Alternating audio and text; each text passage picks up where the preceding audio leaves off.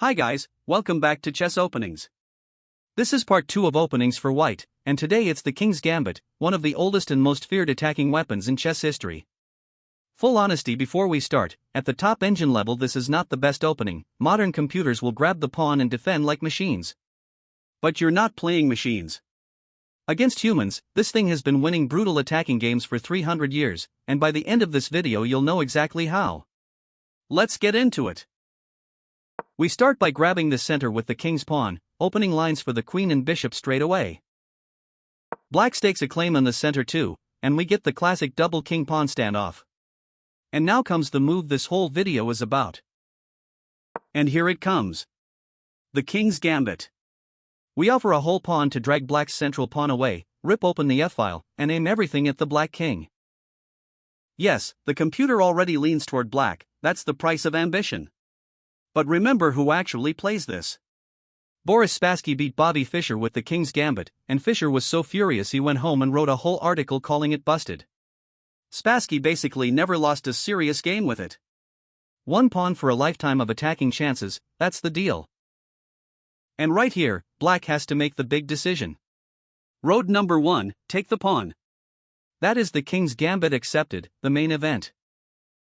Road number 2, ignore our pawn completely and slam d5 into the center. That's the Falkbeer counter gambit, fighting fire with fire. And road number 3, calmly develop the bishop and decline the whole thing. 3 roads.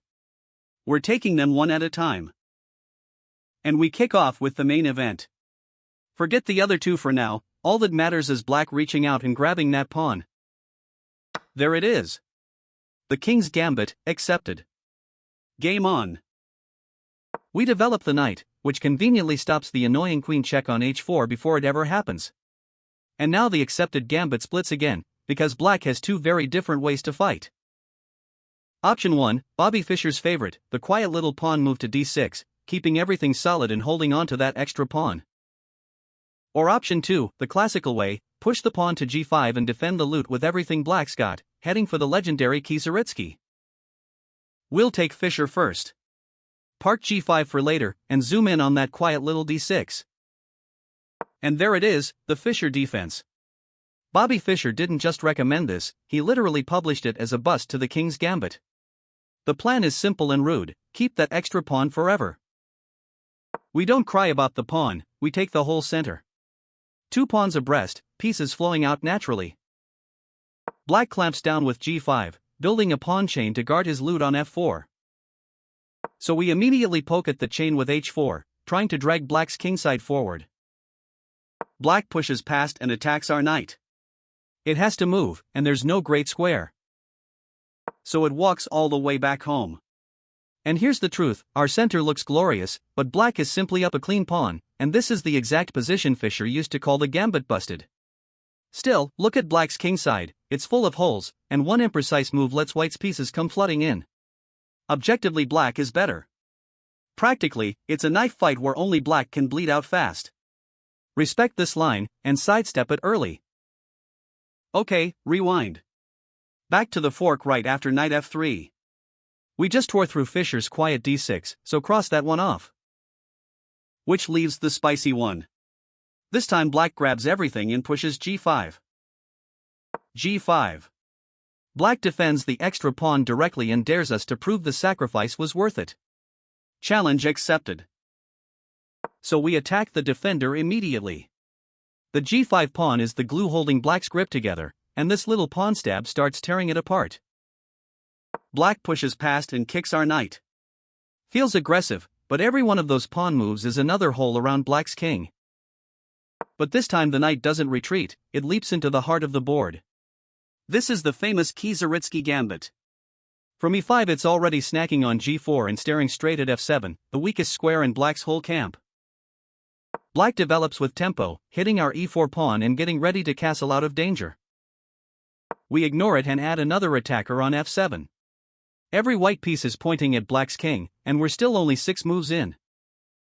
Black has to hit back in the center right now, blocking the bishop and begging for breathing room. It's the best try, but it doesn't fix everything. We snap it off and the position bursts open, which is exactly what the better developed side wants. Black finally develops a piece and pokes our proud knight on e5. Natural move, comes with a threat. And we just keep building. Feast your eyes, 2 central pawns, a knight camped on e5, pressure on f7. We're down a pawn and it does not matter one bit. So is white just down a pawn here? On paper, maybe. But playing this position as black is misery. Every white piece has a job, the f-file is about to burst open, and the queenside still can't untangle. White gets to attack on autopilot while black has to find precise, only moves just to survive. That trade wins games at every level.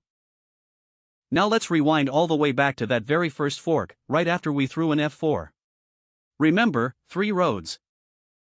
We've spent all that time on road 1, taking the pawn, so let's cross the whole accepted gambit off the list. That leaves the counterpunch and the decline. Next up, road number 2, the Falkbeer. d5. Black doesn't touch our pawn, he slams his own into the center instead. This is the Falkbeer counter gambit, fighting fire with fire. We simply take the free pawn.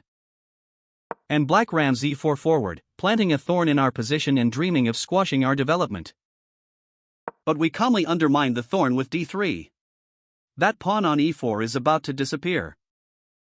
Black develops fast, that's the whole point of the Falkbeer.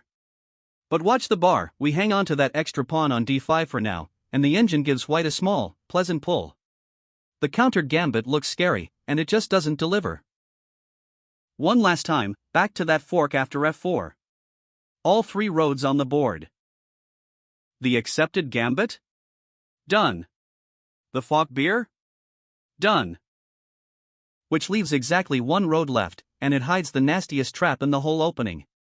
Road number 3, the decline. Bishop c5. Black parks the bishop and says no thanks. But look at that thing, it's already staring down at g1 through the hole we opened with f4. And that is the seed of the trap. Suppose white gets greedy and grabs the pawn. Looks completely natural, right? Free pawn. It loses the game on the spot. Queen h4, check. And just like that, white is already lost. There are only 2 legal replies on the whole board, and both of them lose. Here's the first, the king scrambles up to e2. And the only other move, blocking the check by shoving the g-pawn to g3. That is the complete list. 2 moves, and we're going to punish both. The brave king walk first. The king steps up to e2. Looks active, but it walks straight into a mate in 1. Can you see it? Queen takes e4. Checkmate. The king is stuck on e2 and look at the poison squares around it, the whole e-file is hers, d3 and f3 are covered by the queen, f2 has been owned by that c5 bishop since move 2, and d1? His own queen is standing on it. The king is buried alive in the middle of the board. Game over. So rewind right back to the check. Both replies on the board again. The king walk just got mated, so cross it off. Which leaves exactly 1 move, blocking with the pawn on g3. Surely that holds everything together, right? The pawn blocks the check. But watch what that pawn just left behind. Queen takes e4, check, and it's a royal fork. 1 arrow at the king, 1 arrow at the rook. The moment that g-pawn stepped forward, it opened the diagonal highway from e4 straight into the corner. White cannot deal with both. White has to deal with the check first, so the bishop blocks. And the queen just strolls into the corner and takes the rook. Black is up a whole rook out of the opening, all because of 1 greedy pawn grab. So burn this into your memory, against the bishop, you never take on e5. The correct move order, knight f3 first, shutting down that queen check forever. Then we calmly build with c3 and d4, and white gets a completely comfortable game. Declining doesn't punish us at all. And that's the King's Gambit tour. Fischer's defense, the Kieseritzky, the Falkbeer, the decline, and the one trap you must never fall into yourself, were grabbing the wrong pawn hands black or rook, or the whole game, on the spot. But avoid that, and for 1 little pawn white gets fast pieces, open lines, and attacks that have been winning games for 300 years. If you enjoyed this, smash the like button and subscribe. Part 3 of openings for white is on the way. And if you want a series on openings for black, tell me in the comments.